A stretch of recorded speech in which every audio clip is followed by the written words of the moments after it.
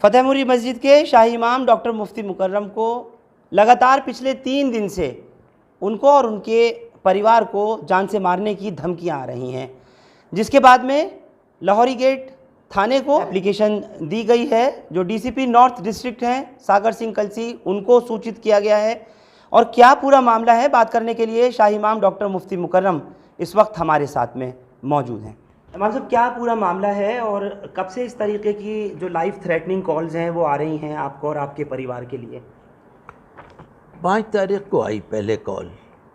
5 तारीख को कोई 12:15 के टाइम या 12:20 का टाइम होगा, तो उसमें पहले कॉल आई और वो कॉल जो थी तो उसमें ज़रा बातचीत हुई और वो उसने बात की। मैं तो यहाँ नहीं था उस वक्त, क्योंकि मैं उसी वक्त उठ के गया था, मस्जिद के गेट तक पहुँचा था।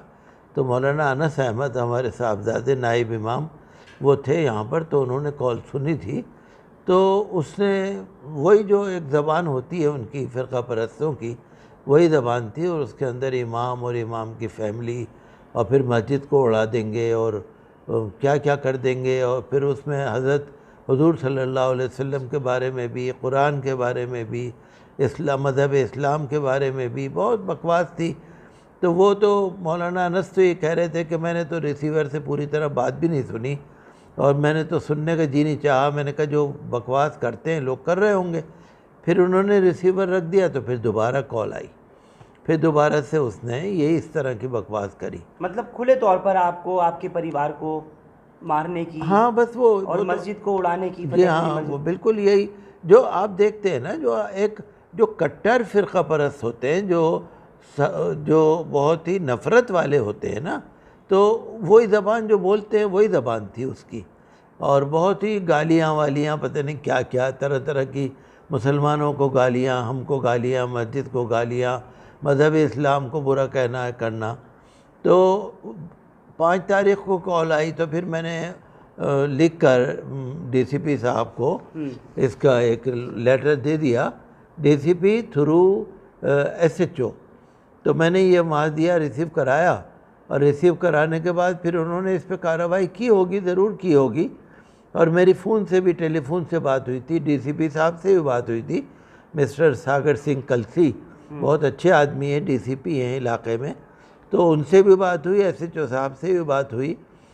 तो उन्होंने कुछ इसके बारे में कहा। तो एक दिन गुजरा, 6 तारीख गुजरी, 7 तारीख को फिर कॉल आ गई। 7 तारीख को कोई 12:45 बजे का टाइम होगा, तो उसी वही कॉल आ गई वहाँ पर और फिर उस तरह वही बकवास जो एक रटी रटाई बातें होती हैं। मतलब एक दिन कॉल करने के बाद फिर नेक्स्ट डे आपको कॉल कर जी, फिर कॉल आ गई, सेम वही लाइफ थ्रेटनिंग कॉल, जान से मारने की धमकी। जी, वही सारी बात। आपने इस पर एप्लीकेशन के अलावा और कुछ किया या कुछ तो कहा? फिर जब 7 तारीख को कॉल हुई तो फिर हमने ये दूसरी एप्लीकेशन मौलाना अनस अहमद की तरफ से ये हमने फिर दिलवाई डीसीपी साहब को, और इस पर उन्होंने काफ़ी कार्रवाई की होगी अपने आप में। फिर 7 तारीख गुजरी तो फिर 8 तारीख को फिर कॉल आ गई। 8 तारीख को कॉल आई और 8 तारीख को आई सुबह 11 बजे और एक कॉल आई तकरीबन 11:30 बजे। उसमें क्या कहता था कॉलर? वही एक ही बात, इसी तरह की बात। वो तो एक दफ़ा जो उसने कह दी ना, वही बात को दोहराना, वही करना। फ़िरक़ा परस्तों वाली जो ज़बान होती है कि मार देंगे, काट देंगे, क्या कर देंगे पता नहीं, बहुत। अब मौलाना अनस अहमद तो कह रहे थे, मैंने तो सुनने को जी भी नहीं चाह रहा था कि मैं क्या सुनूं, क्योंकि वो जो एक रटी रटाई ज़बान है जो हर जगह हर लोग सुनते हैं, वही ज़बान यहाँ भी बोली जा रही है। देखिए इमाम साहब, आपकी किसी से कोई दुश्मनी नहीं, कोई रंजिश नहीं, या किसी तरह का कोई इख्तिलाफ नहीं, आपको क्या लग रहा है, क्या वजह हो सकती है ये? देखिए, हिंदुस्तान में जो फ़िरक़ा परस्ती फैल रही है ना, उसकी कोई वजह नहीं है।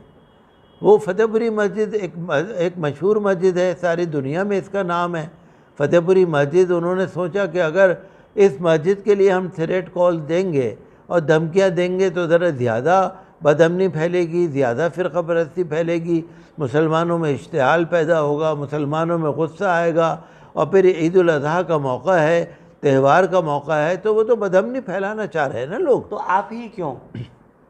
अब ये तो वही बता सकेंगे, मैं तो नहीं कह सकता। लेकिन मैं तो ये कह रहा हूँ ना कि आप देखिए, मस्जिद फतेहपुरी ये आज से मशहूर नहीं है, ये बहुत पुराने ज़माने से मशहूर है। अंग्रेज़ों के दौर में भी बहुत ज़्यादा मशहूर रही, आज़ादी के बाद भी मशहूर रही। और यहाँ से हमारा जो तरीक़ा है ना, तो हमारा तरीक़ा कम्युनल हारमनी का है, सांप्रदायिक सद्भाव का है। हम जिस इलाक़े में रहते हैं, मस्जिद फ़तेहपुरी, खारी बावली, कटरा बड़ियान, चांदनी चौक, ये जो इलाक़ा है आप देखिए, तो यहाँ पर बहुत अच्छा माहौल है, प्यार है, प्रेम है, हर एक से मेल जोल है और कम्युनल हारमनी का एक अच्छा प्रतीक है ये इलाका। जी, मैं यही बात करना चाह रहा हूँ कि आप प्रेम, प्यार, कम्युनल हारमनी, यूनिटी, इंटेग्रिटी की बात आप हमेशा करते हैं, सोवरेनिटी की बात करते हैं, इंटरफेथ डायलॉग्स की जहाँ तक बात की जाती है तो आप इस तरीके की कॉन्फ्रेंसेस तक में जाते हैं। मैं बराबर रहता हूँ। और ऐसा कोई बयान नहीं जो आप किसी एक पर्टिकुलर मज़हब को टारगेट करने के लिए कहते हो, आप सबको मिलजुल करके रहने की और साथ चलने की बात करते हैं। नहीं, मैं तो, मेरे चूँकि आदत नहीं है, सियासत मेरा कोई मकसद नहीं है, मेरी कोई आदत नहीं है। मैं तो सियासी पार्टियों का नाम भी नहीं लेता। मैं तो ना बीजेपी, ना कांग्रेस, ना आम आदमी पार्टी, मैं किसी फ़िरका परस्त तंजीम का भी नाम नहीं लेता। मैं कोई इस तरह का नाम ही नहीं लेता कि जिससे किसी को ज़ाती तौर से कोई रंजिश हो। तो जो शरारती लोग हैं, बहरहाल वो तो नफ़रत फैला रहे हैं, वो तो हम ये चाहते हैं कि भारत में अमन हो।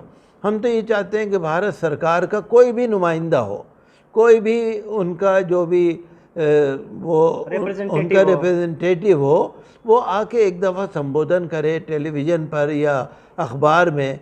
कम से कम देश के हालात को सुधारने के लिए सरकार को भी ज़्यादा कोशिश करने की ज़रूरत है। तो यही बात तो आप लगातार कहते भी आ रहे हैं।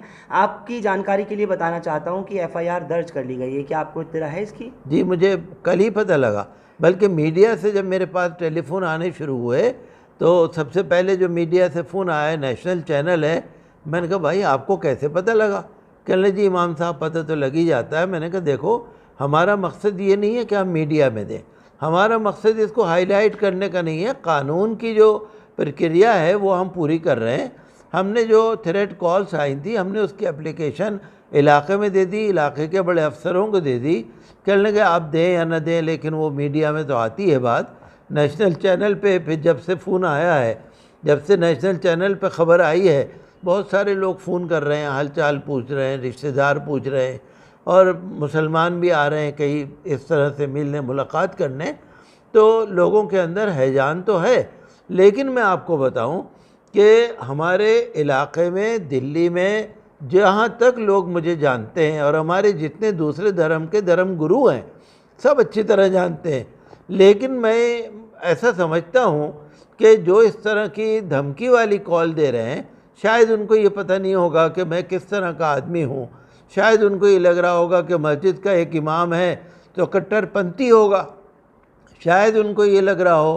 तो बहरहाल मैं नहीं कह सकता, मैं तो यही पुलिस से दरख्वास्त करूंगा। किसी तरह का कोई डर, कोई खौफ या कुछ बच्चों में, नहीं, परिवार में? नहीं, डर और खौफ की तो खैर कोई बात ही नहीं है, वो तो सब अल्लाह ताला के हुक्म से ही है। डर और खौफ की कोई बात नहीं।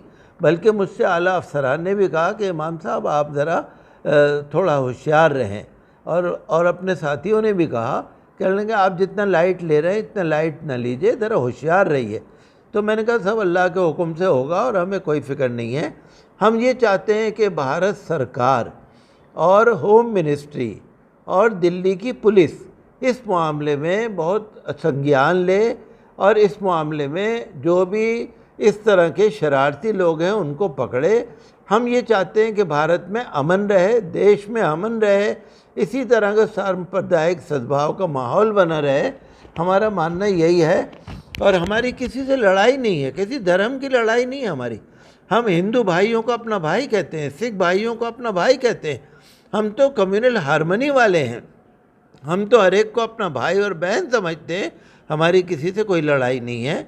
बहरहाल जो इस तरह का कर रहे हैं, चाहे मैं हूँ चाहे कोई भी हो, तो उनके खिलाफ़ कार्रवाई होनी चाहिए। हर एक की रक्षा सुरक्षा का बंदोबस्त होना चाहिए और होम मिनिस्ट्री या दिल्ली पुलिस जो भी इसके लिए उचित कार्रवाई समझती हो वो करे, ताकि देश में अमन रहे। बिल्कुल, देश में अमन रहे। और होम मिनिस्ट्री की जिस तरह से बात कर रहे हैं, तो आप लोगों की जानकारी के लिए बता दूं कि इमाम साहब की एप्लीकेशन जब पहुंची है थाने में या डीसीपी को, तो उसके बाद FIR number 350/2022 under sections IPC के सेक्शंस में 295A और साथ ही 506 के तहत एफआईआर दर्ज करके पुलिस ये कह रही है कि हमने अब जांच शुरू कर दी है।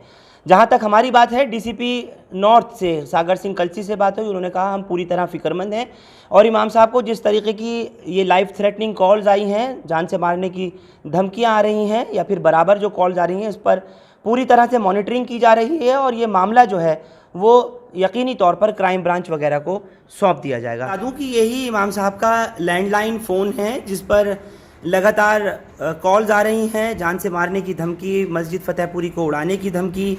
ये देखिए, ये नंबर जो हैं वो आपको मैं फ्लैश कर रहा हूँ।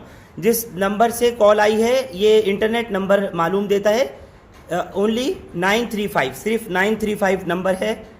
दूसरा नंबर है 4207, ये सब इंटरनेट कॉल्स हैं।